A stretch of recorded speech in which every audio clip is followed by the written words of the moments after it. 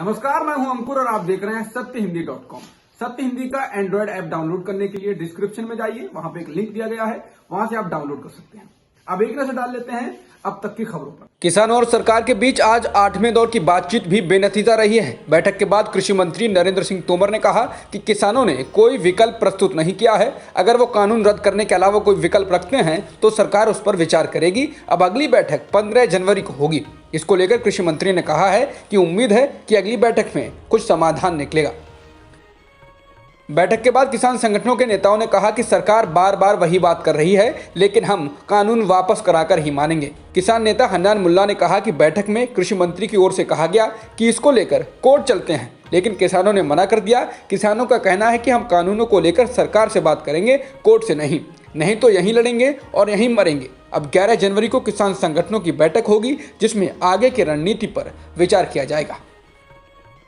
आज कंगना रनौत राजद्रोह मामले में मुंबई के बांद्रा पुलिस स्टेशन में बयान दर्ज कराने पहुंची। कंगना और उनकी बहन रंगोली पर सोशल मीडिया पर आपत्तिजनक पोस्ट शेयर करने के आरोप में केस दर्ज किया गया है। वहीं पुलिस स्टेशन जाने से पहले कंगना ने ट्विटर पर एक वीडियो ट्वीट की और उसमें ये बताया कि वो पीड़ित हैं। उन्होंने कहा कि उन पर तो हंसने को लेकर भी केस दर्ज कर लिया गया है। कंगना ने कहा कि जब से मैंने देश हित में बात की है, जिस तरह से मुझ पर अत्याचार किया जा रहा है, शोषण किया जा रहा है, वो पूरा देश देख रहा है। केंद्रीय स्वास्थ्य मंत्री डॉक्टर हर्षवर्धन ने आज कहा कि अगले कुछ दिनों के अंदर जल्द ही देशवासियों को कोविड-19 के टीके मिलने लगेंगे। चेन्नई में उन्होंने कहा कि इस बीच सरकार ने सुनिश्चित किया है कि टीकाकरण कार्यक्रम के प्रत्येक विवरण को राष्ट्रीय स्तर से लेकर जमीनी स्तर तक लोगों तक पहुंचाया जाए। केंद्रीय स्वास्थ्य मंत्री ने फिर दोहराया कि पहले चरण में हेल्थ वर्कर्स और फ्रंटलाइन वर्कर्स को ही वैक्सीन दिए जाएंगे।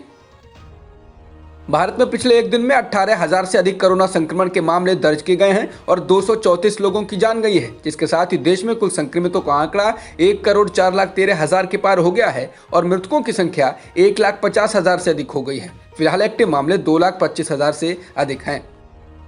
पाकिस्तान आजकल लगातार आतंकवादियों पर कार्रवाई करते हुए दिख रहा है। आज पाकिस्तान की एक अदालत ने लश्कर-ए-तैयबा के आतंकवादी और मुंबई हमलों के एक साजिशकर्ता ज़की-उर-रहमान लखवी को 3 अलग-अलग मामलों में 5-5 साल की सजा सुनाई है और तीनों मामलों में 1-1 लाख रुपए जुर्माने की सजा भी सुनाई है। हालांकि इसका मुंबई हमलों के केस से कोई लेना देना नहीं है। लखवी को पिछले शनिवार को गिरफ्तार किया गया था।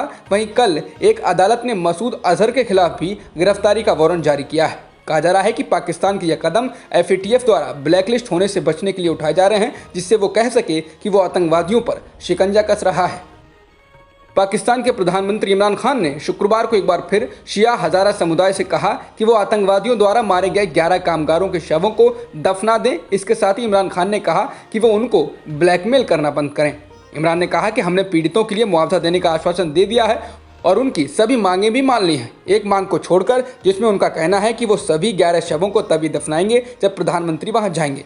इमरान ने कहा कि ऐसे तो फिर कोई भी मुझको ब्लैकमेल करेगा। इमरान बोले, मैं कह चुका हूं कि आप पहले शवों को दफन कर दीजिए, उसके बाद मैं पीड़ित परिवार से मिलने जाऊंगा, लेकिन वो नहीं मान रहे हैं।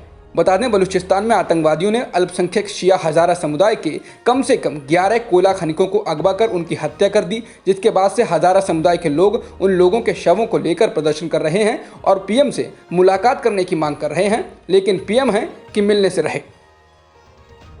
समाचार एजेंसी AP और AFP के अनुसार बुधवार को US कैपिटल में ट्रंप समर्थकों के हमले में जख्मी हुए एक पुलिस अधिकारी की मौत हो गई है। इससे पहले 4 ट्रंप समर्थकों की मौत होने की पुष्टि हो चुकी है। बता दें, कल ट्रंप समर्थकों ने संसद पर धावा बोल दिया था। उन्होंने संसद परिसर में जमकर तोड़फोड़ की, यहाँ तक कि गोलियां चलने की भी आवाज सुनी गई।